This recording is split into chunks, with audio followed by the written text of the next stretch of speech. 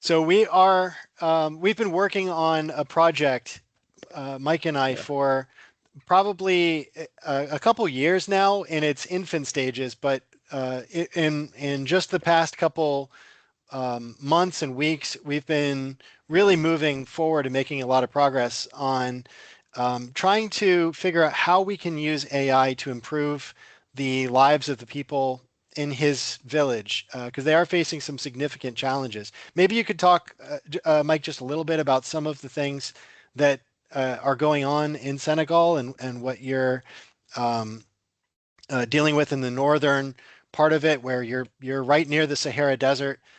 So paint the picture for us of what kind of challenges you're facing there. Thank you, Jesse. So, like Jesse just said, we are in the northern part of Senegal. That is frequently subject to rough drafts, uh, less rain, and the agriculture is still struggling. The community's agriculture is not developed due to many causes. Uh, we are not going to get deeply to all these reasons. There are political reasons, etc.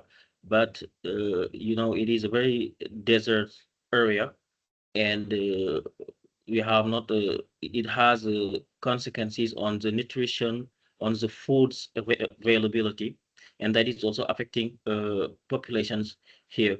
That is why Jesse, my friend, and we have been thinking about these issues and how we can bring solutions since a while now. And that's why how we come to AI, using AI to find solutions, and we get to this wonderful project about moringa. This tree, wonderful tree, a golden tree, like I call it. Moringa is right down here. This is the one that you're talking about right now. There's actually a video on it, so I scrolled right down to the moringa. Yeah, so go ahead and talk to us about moringa. Okay, okay.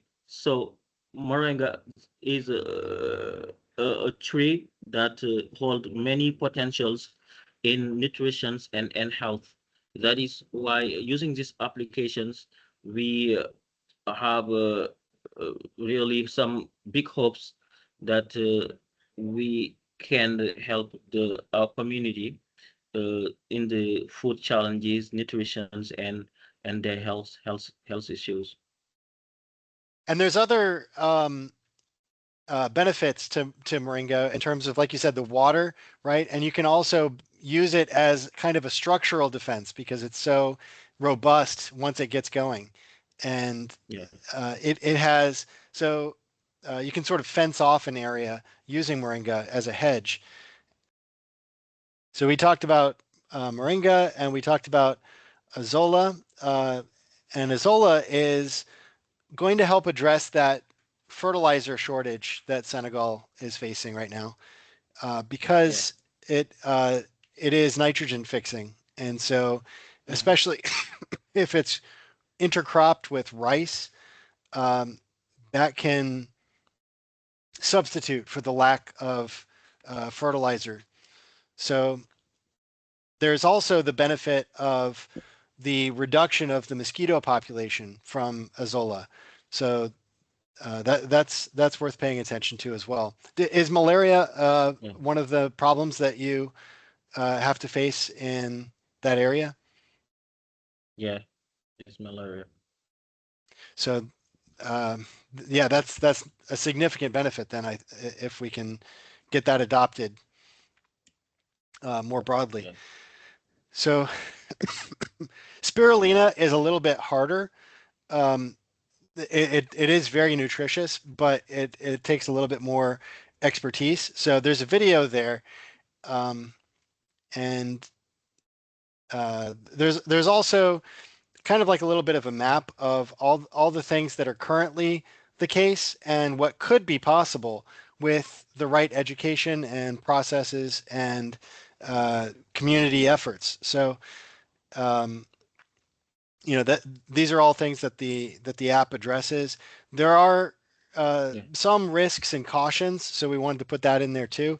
This isn't a magic bullet, but it is going to be able to address some of the things if done carefully. And of course, there's all these references from people who are much more experienced with it than I am. Um, I, I'm a math tutor. I really don't know a lot about horticulture, right?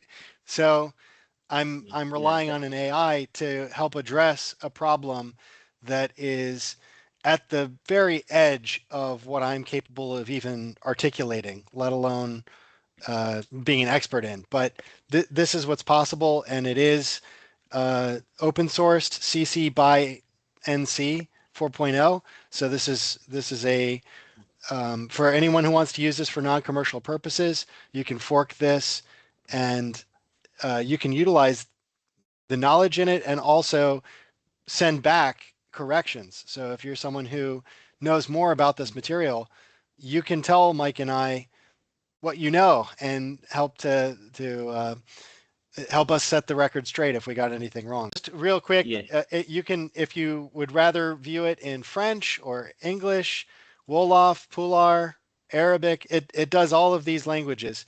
So that's been yeah, one of the things that's only been possible with AI that we've been able to not just research the yeah. information, but also If publish it and put it in multiple languages. So that's pretty much uh, our update here. And I'm going to go ahead and stop sharing. And Mike, um, I've said everything that I wanted to. Is there anything that you wanted to close with?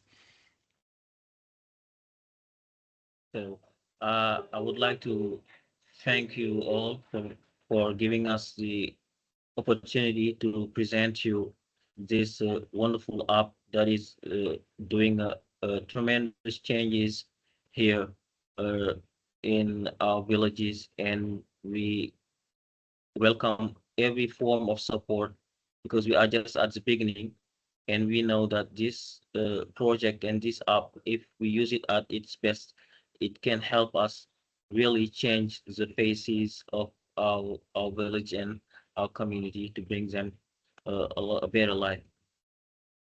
Thank you, Mike. And actually, I said I was done, but there is one more thing I could add, which is that I'm going to put Mike's email address. And if you want to send him a message or even make a donation, you could PayPal him. That's what he uses for PayPal. So if you want to support the efforts that are going on there, you're welcome to do that in whatever way makes sense. Even just a question or a word of encouragement, I think, would mean a lot to Mike to know that the world is rooting for him. So thank you so much, Mike. Thank you.